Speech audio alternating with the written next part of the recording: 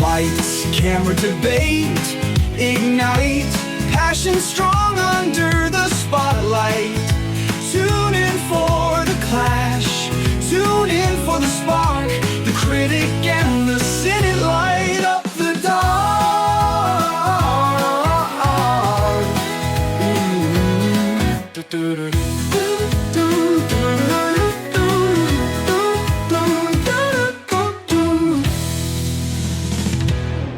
Welcome back to The Critic and the Cynic. It's the one that you have been looking forward to. I'm not looking forward to it. I find it hilarious. Okay. So this one's called The Merry Gentleman. This one stars none other than Chad Michael Murray. Yep. It turns out he's a big Hallmark guy too. He's a big Hallmark Christmas movie guy at this point. Okay. He probably was in a movie with Ashley Williams. Probably at some point. That's not Ashley Williams. It looks very No, this similar. is one of the daughters in Dead in Real Life. Okay. This is Britt Robertson. She's also been in a lot of different TV shows since Dead in Real Life. She's somewhat well known, more so now than she ever was during Dead in Real Life, which is cool. So her opposite of Chad is an interesting take, but I don't know if there's anybody else in the movie that I've heard of. Isn't she like a little young for him? Most definitely. He's in his mid-40s. Yeah, mid-40s. Yeah, she could be in her 30s. I don't know. It's All right. I don't. We'll go. I with don't it. know. We'll find out later. So let's take a look at the tagline here, which is "A little sizzle could save the season." Now, guys, this could never survive on Hallmark. It is way too spicy. Because it deals with male stripping. Male stripping. We're talking about Magic Mike over here. Magic Mike on ice. Magic Mike on ice. Some Jingle Bell magic chimes going. I don't know. Because the only way that you can save Christmas is with a naked man. That's a better tagline. A little sizzle could save the season. No, there's nothing better to save Christmas than a naked man. Good lord. Anyways, let's read the premise. To save her parents' small town nightclub, a Broadway dancer stages an all-male Christmas-themed revue and meets a guy with all the right moves. Oh, good. It doesn't even say stripping on anything. Okay, but I have seen Yeah. the marketing. It's and like part of the marketing is that Chad Michael Murray has come out with his whole calendar where he is half naked. That's right. For every month. Is it an actual It is calendar or actual- just images? It is intended to be an actual calendar. Whether they're selling the calendars, I don't know. But there is a picture for each month, and it is all over the news. Oh, good old Chad. Now, this is not... Okay, even though it is, I would say, too spicy for Hallmark, how spicy are you gonna get? It's rated PG. Oh, it's not going to be spicy at all. It's just going to be really funny. He's gonna be shirtless. With, like, little shorts. I don't even think little shorts. I think he's gonna have blue jeans the entire time. All right, you want to bet? I bet little shorts. I bet...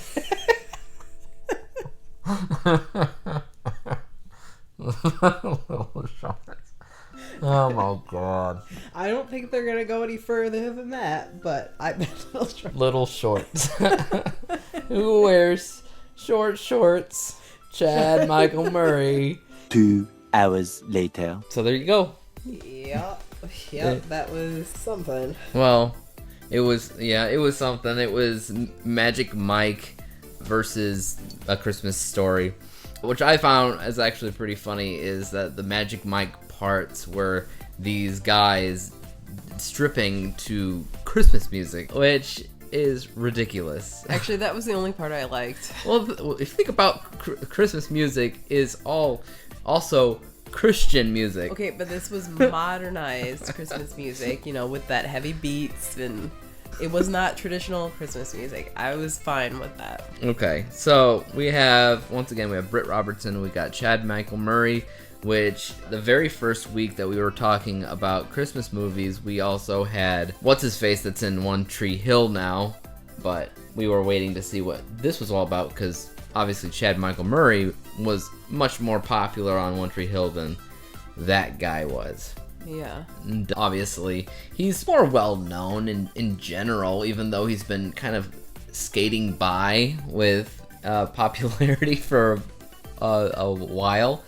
Britt Robertson, on the other hand, she's been in a lot of stuff. I know her first and foremost from Dan in Real Life as the middle daughter, but she's also been in a ton of things since then, so I know that she's talented. I know she's been pretty popular in recent years, so it's cool to see her here. I think she did a pretty good job. Story-wise, I think the film's more or less lacking. There's not much to it.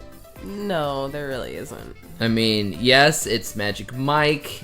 Yes, it's kind of silly because it's PG, but when you're talking about what they're actually doing, it's a charity event, this stripping thing, in order to save this. Well, it's like, to save her family's business. bar, restaurant, whatever it is. Yep. Obviously, the more they do that, the more money they can get. But for the most part, I didn't really care that much about it. I don't even feel like the parents cared all that much about it in the long term. I didn't feel that from them. Well, it just seemed like they just, whatever, let's just do a stripping movie. The parents actually seemed pretty resigned in the beginning, kind of like, well, we had our run, that's fine. Right.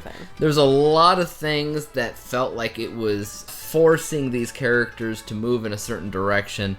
Britt Robertson's character was forced to go back home because she was fired from her job as one of the Jingle Bells. And Chad Michael Murray is playing a character named Luke. Of course he's playing a character named Luke. They had to pull that card because his name is Lucas in One Tree Hill. Yeah. He's a handyman. He's a handyman in One Tree Hill-ish. Mechanic. He turned into a writer later on, but the way that it started out, he was a handyman. And in that show that we saw one episode of, I feel like he was a maintenance man. Yeah. I think as far as his performance goes, I don't know. What do you think about it? I think he was mostly just kind of calling it in most of the time. Like, he didn't care to be there. I felt that way about everybody. Everybody was pretty mediocre. I don't know about everybody. I think that Britt Robertson was having a... That's just because you like her. And I like her too. I've seen her in other things. But she really was just mediocre. Well, I also think that about the other dancers. I think the other dancers in the event were having a blast just dancing. I think that the older people in the movie were having fun just at, whatever. Like the one guy, the older guy that joined the strip club, and then the grandma who's played once again by one of the, or not the grandma, she's old, okay? The mom, okay? The mom of Britt Robertson was played by one of the aunts, once again by Sabrina the Teenage Witch, so that's actually the very first time I think we've seen one of the actors show up twice in our event. I was not expecting it to be her. There's somebody going to be showing up again next week as one of the main characters, but we'll get into that in the next episode of the podcast. But as it is, it was kind of cool to see her show up and everything. I was actually expecting this movie to be funnier than what we got. I feel like it took itself a lot more serious than I thought it would. Yeah, I mean, they could have focused more on the... Because they had the premise that they just pulled these random guys from these random positions. Like, I think one was a cook, like a chef or something. Yeah. And I don't even know where the other guys came from. A bartender, maybe. And then the handyman were your initial three. And then later it was a taxi driver. These random guys who don't have a background in dance at all. And they didn't even really focus on the oopsies. Because obviously... it's not an easy thing to learn choreography. No, but I will say that none of the choreography was really all that great in the movie whatsoever. It's not, but I can't do choreography. Well, no, but you're talking about somebody who is from Broadway trying to choreograph this stuff, and I didn't really get that out of it. You had mentioned that a lot of the dance moves seem to be taken directly out of Magic Mike. Yes. And I looked at you. I said, yes, that's probably true, but more so like the very cheaply done version of it, because I could see where you're coming from, but at the same time, it did not look as pristine as in Magic Mike. But that's okay, because they aren't professional, so they're not supposed to. It just... a lot of the dancing in this didn't really do anything. It was just whatever. It's a small town. I guess it doesn't matter. And I was disappointed. I thought for sure we'd see some little tiny shorts No, on the guys. no tiny shorts. Kind of like what I expected from the get-go is that they would be wearing blue jeans pretty much the whole time, which is what they were, other than the one time they had a different costume, but it was still, they had suspenders and long pants. And if they had black pants. Black pants at that point, but mostly they stuck to the rugged blue jean look. Which is fine. I mean, you're dealing with a small town, and they're just having this attraction with these handful of really, really buff guys. And I'm sorry, but we live in a small town, and I don't buy that you're gonna find all these buff, super attractive guys in a small town. But beside the point. Besides the point. Oh no, Sycamore Creek. That's where all the hot guys are, apparently. Oh, yeah. Just pluck them off the street.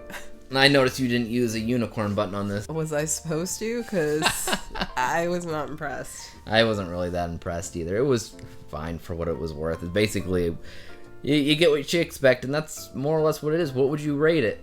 55. That came out pretty fast. I would.